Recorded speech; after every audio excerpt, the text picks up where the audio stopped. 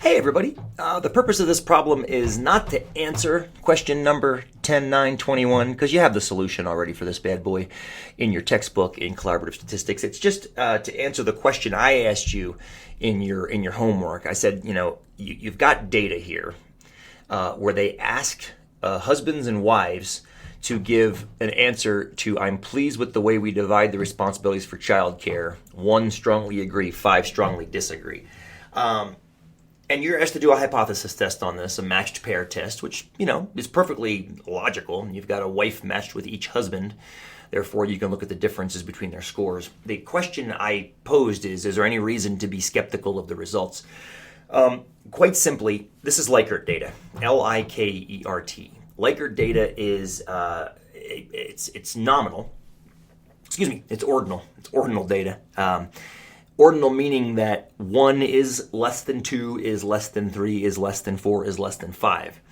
Now, if you remember from our discussion before, and I mentioned this before, and I mentioned it actually quite a bit in both statistics classes, 243 and 244, 4 different kinds of data: nominal, ordinal, interval, and ratio.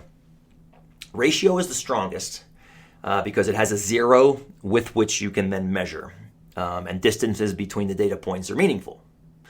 And multiplication exists. So, when I bike 6 miles to school versus 7 miles to school, I bike 6/7 as far when I bike 6 as I do 7. That's because the least distance I can bike is 0. So that's a ratio measurement. Interval is exactly the same as ratio, except for the fact there's no 0 to work off of. You can go negative and positive, basically off to infinity.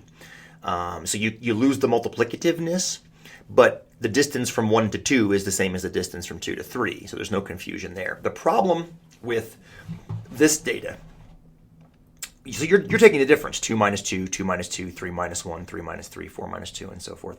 The problem with this data, of course, is that 3 minus 1 equaling 2 is the same as 4 minus 2 equaling 2, right?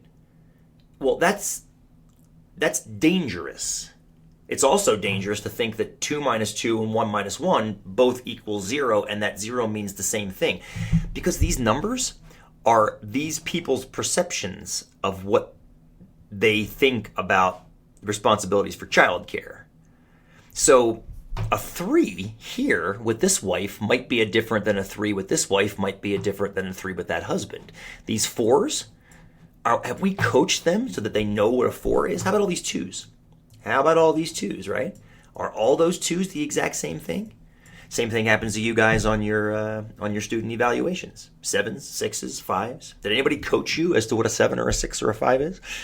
Probably not, right? Probably not. So my biggest concern always is Likert scale data is dangerous when you treat it as if subtraction is meaningful. There are other non-parametric ways to deal with this, and if you guys take other statistics courses like Stat 352 at OSU or other courses like that, you'll see how to deal with them. But you can go ahead and run the t-test. Go ahead and get your results, but just always pay attention to that. This is the data is highly dependent on how it's interpreted by the respondents. So just wanted to put that bug back in your ear again.